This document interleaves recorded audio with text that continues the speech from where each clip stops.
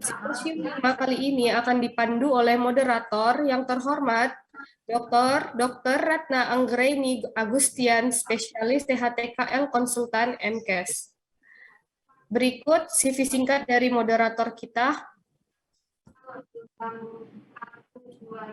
Dr. Ratna Anggraini MKes, spesialis THTKL Konsultan, lahir di Yogyakarta tanggal 11 Juni tahun 1956.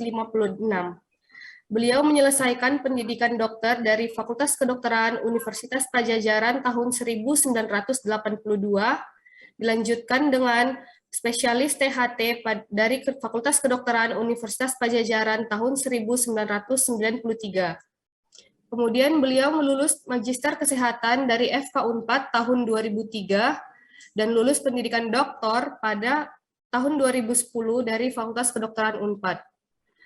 Beliau sebagai anggota IDI Jawa Barat dari tahun 1983 sampai sekarang dan menjadi anggota Perhati KL Cabang Jawa Barat tahun 1993 sampai sekarang. Beliau menjabat sebagai Ketua Podi THT Komunitas dari tahun 2020 sampai sekarang. Baiklah, untuk moderator kita Dr. Ratna Anggraini, waktu dan saya persilakan Dok dengan hormat. Terima kasih. Assalamualaikum warahmatullahi wabarakatuh. Terima kasih pada Dr. Sari yang telah melakukan introduksi bagi saya. Dan terima kasih juga saya ucapkan pada pengurus besar IDI Indonesia dan Perhimpunan Spesialis THTKL Indonesia dalam acara Medical Studium General tahun 2022. Untuk menyingkat waktu, mungkin kita akan mulai saja, yaitu ada 4 pembicara. Yang pertama, yaitu saya persilahkan Dr. Sigit Sasongko untuk mempresentasikan topik pertama, yaitu pentingnya deteksi awal pendengaran pada bayi dan anak. Waktu yang dialokasikan pada seluruh pembicara sekitar 12 menit, dan nanti mungkin kita lanjutkan dengan diskusi pada sesi terakhir setelah semua pembicara melakukan presentasi. Silakan, Dr. Sigit. Terima kasih Dr. Ratna Anggraini sebagai moderator. Saya akan mempresentasikan makalah saya dengan judul Pentingnya Deteksi Dini Fungsi Pendengaran pada Bayi dan Anak. Mohon izin saya akan share screen. Apakah sudah terlihat? Sudah, Dr. Sigit. Ya. Bismillahirrahmanirrahim. Saya akan mempresentasikan dengan judul Pentingnya Deteksi Dini Fungsi Pendengaran pada Bayi dan Anak. Ini sekilas kurikulum vitae saya. Jadi sekarang saya adalah seorang dokter militer di TNI Angkatan Darat. Kemudian saya sebagai staf Departemen THT Rumah Sakit Kepresidenan RSPAD Gatot Subroto Jakarta.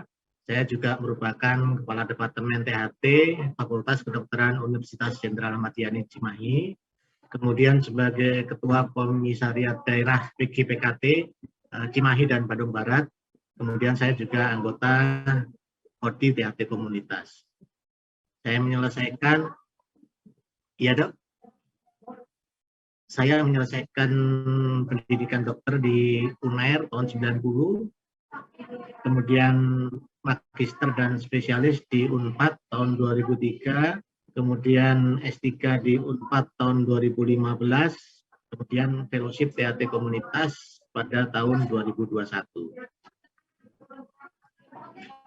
Kita ketahui semua bahwa pendengaran atau indera pendengaran ini adalah anugerah dari Allah Subhanahu wa Ta'ala. Kemudian dimiliki manusia sejak lahir sampai meninggal, dan ini adalah erat hubungannya dengan kemampuan berbicara. Jadi kalau kita melihat bahwa orang tidak mempunyai kemampuan berbicara, itu biasanya diawali dengan ketidakmampuan mendengar. Dan ini akan terlihat pada bayi, anak, balita, dan ditunjukkan mulai dari lahir. apabila terjadi abnormalitas pada fungsi pendengaran. Sehingga akan terjadi gangguan juga terhadap kemampuan untuk berbicara. Apa akibatnya? Akibatnya akan sangat berpengaruh terhadap proses tumbuh kembang dari anak-anak tersebut, atau mulai dari bayi sampai anak kemudian menjadi orang dewasa, sehingga akan terjadi gangguan pada kemampuan berbicara. Akibat lanjutnya apa? Akibat lanjutnya akan berpengaruh terhadap fungsi kognitif karena dia tidak mampu mendengar, sehingga dia tidak dapat menerima informasi. Dengan akibat lebih lanjut lagi akan berpengaruh terhadap kemampuan akademik, pada kemampuan sekolah dari individu tersebut. Kemudian juga berdampak pada aspek psikologis, baik dia sendiri maupun dari pihak keluarga, maupun dari sosialnya, jadi dari lingkungan sekitarnya. Ini akan sangat berpengaruh sekali. Ini adalah epidemiologi dari gangguan dengar. Kita lihat riset dari WHO, 38.000 anak menderita gangguan pendengaran atau tuli itu terjadi di Asia Tenggara. Kemudian gangguan tuli sensorineural bilateral kongenital di Indonesia itu 1-3 promil kelahiran pada perawatan bayi normal, tetapi akan meningkat sekitar 2-4%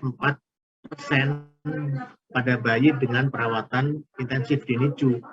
Ini erat kaitannya dengan faktor-faktor risiko pada bayi yang baru lahir yang dengan potensi untuk terjadi gangguan pendengaran kongenital. Nanti akan kita lihat. Kemudian survei Kemenkes RI tahun 2017 itu terdapat 9 provinsi di Indonesia dengan prevalensi kongenital melebihi presentasi nasional. Pada riset kesehatan dasar tahun 2018 itu memang terlihat kecil, 0,11% dari anak balita. Tetapi kalau kita lihat jumlahnya itu sekitar 25.000 kasus, itu masuk kategori tuli. Jadi kalau kita bayangkan Stadion Gelora Bung Karno dengan kapasitas 100.000 tempat duduk, ini seperempatnya ini diisi oleh balita dengan gangguan pendengaran atau tuli kongenital. Kita lihat apa faktor-faktor risiko yang bisa berhubungan dengan gangguan pendengaran akibat lahir. Yang pertama, ini sumbernya dari American Joint Committee Infant Hearing tahun 2000, saya ambil. Ini ada riwayat tuli atau gangguan pendengaran dalam keluarga. Kemudian ini yang paling sering adalah infeksi TORS, toxoplasmosis, rubella, cytomegalovirus, dan herpes. Pada infeksi toxoplasmosis ini 15% secara epidemi, 11% ulangi, ini bisa terjadi tuli kongenital. Tetapi yang paling besar adalah rubella. Ini berdasarkan survei, hampir 60% ini akan terjadi tuli kongenital pada bayi yang baru lahir. Faktor risiko yang lain adalah kelainan anatomi kraniofacial, kemudian hiperbilirubinemi, kemudian BBLR kurang dari 1.500, meningitis bakterial, Apgar skor yang rendah, kemudian distres pernafasan, penggunaan ventilator lebih dari 10 hari, kemudian mendapatkan terapi yang ototoksik maupun cacat fisik terhadap sindrom tertentu, yaitu Down syndrome maupun Waardenburg. Waktunya 5 menit lagi, Dr. Sigit. Aduh, cepat sekali ya, Dok ya. Pada usia yang lebih lanjut, pada bayi, ini adalah riwayat salah satu risiko di atas, cedera kepala, otitis media, ataupun infeksi yang berkaitan dengan meningitis, parotitis, maupun penyakit-penyakit degeneratif. Nah, ini problem pada gangguan dengar ini yang penting. Kenapa deteksi dini itu perlu? ini adalah gangguan tumbuh kembang, kemudian keterlambatan bicara, gangguan komunikasi, kemudian rasa minder ini adalah efek psikis, keterlambatan pendidikan, sehingga dia akhirnya sekolah di berkebutuhan khusus. Apa efek sosialnya? Sosialnya karena tingkat pendidikan rendah, kesulitan mendapat pekerjaan maupun kualitas hidup yang rendah, akibatnya pada saat dia dewasa cenderung untuk menjadi penyandang masalah kesejahteraan sosial karena memang mereka tidak mempunyai tingkat pendidikan yang cukup. Dan ini membutuhkan biaya yang cukup besar bagi negara. Jadi kita bayangkan kalau 25.000 semuanya menjadi penyandang masalah kesejahteraan sosial, ini akan sangat berat bagi negara untuk membiayai. Jadi di sini deteksi fungsi pendengaran pada bayi dan anak itu sangat penting dan jangan terlambat. Kenapa jangan terlambat? Karena supaya intervensinya juga tidak terlambat pula.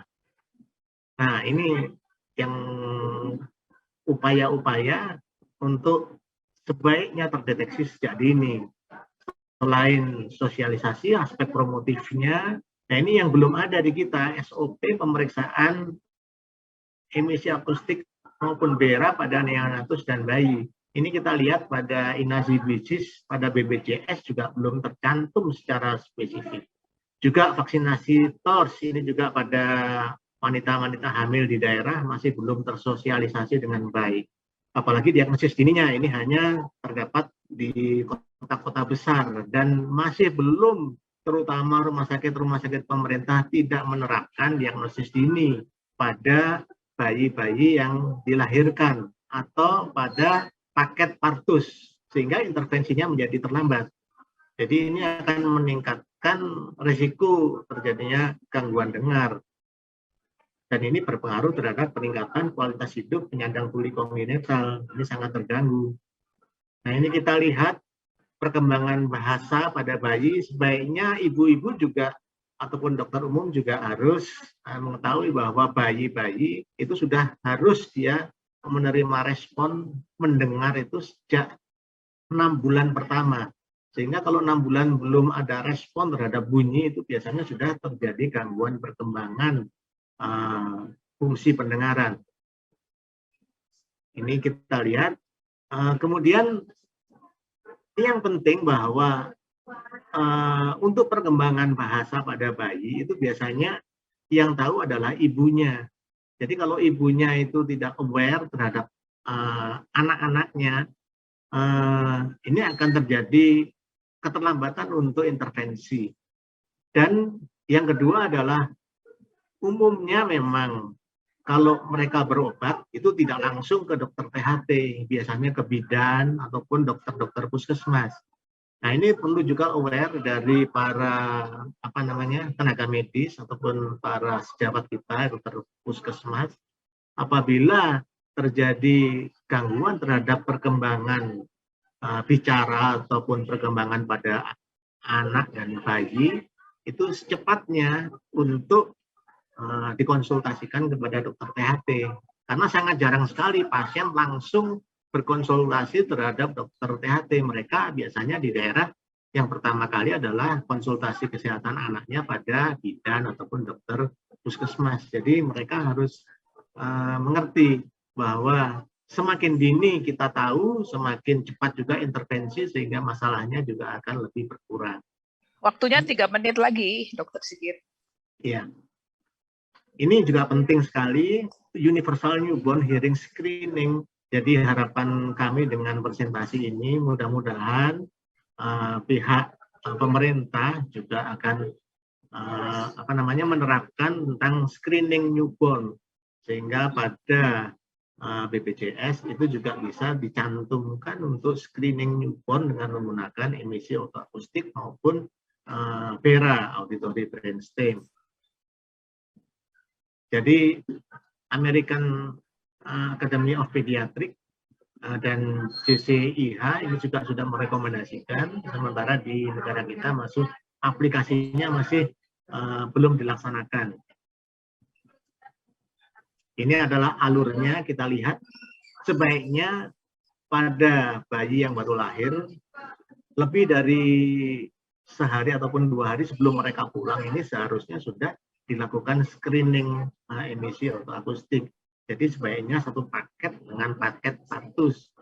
Ya, kalau masih prefer itu kita ulangi 1 bulan lagi, kemudian baru 3 bulan kita ulangi dengan Vera, dan sebaiknya intervensi sudah kita lakukan apabila terjadi gangguan dengar pada usia 6 bulan dan seterusnya.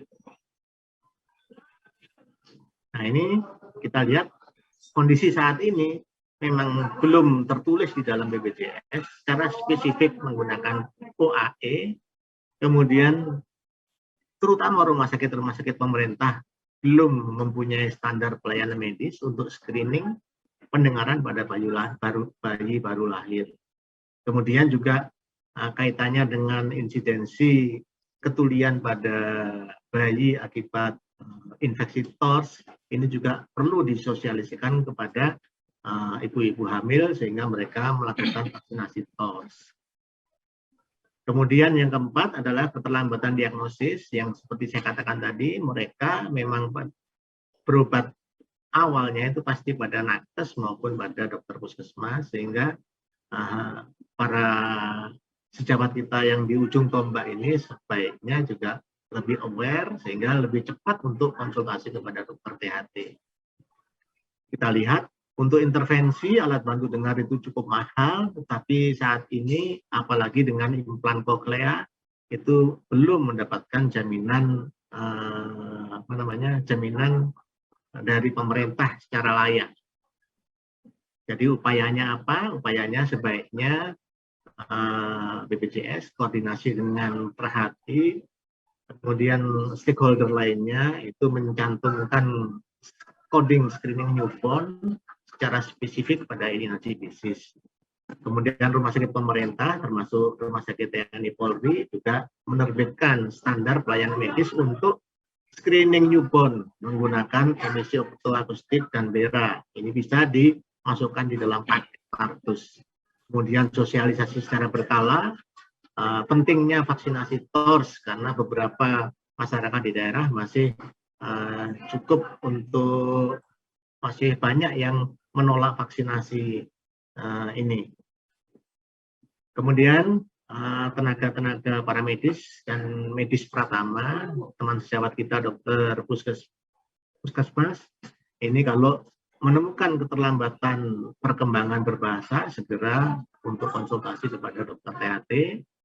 Kemudian pemerintah ini hanya himbauan kepada Kemenkes memberikan subsidi yang lebih pantas, baik itu alat bantu dengar maupun implan koklea pada masyarakat.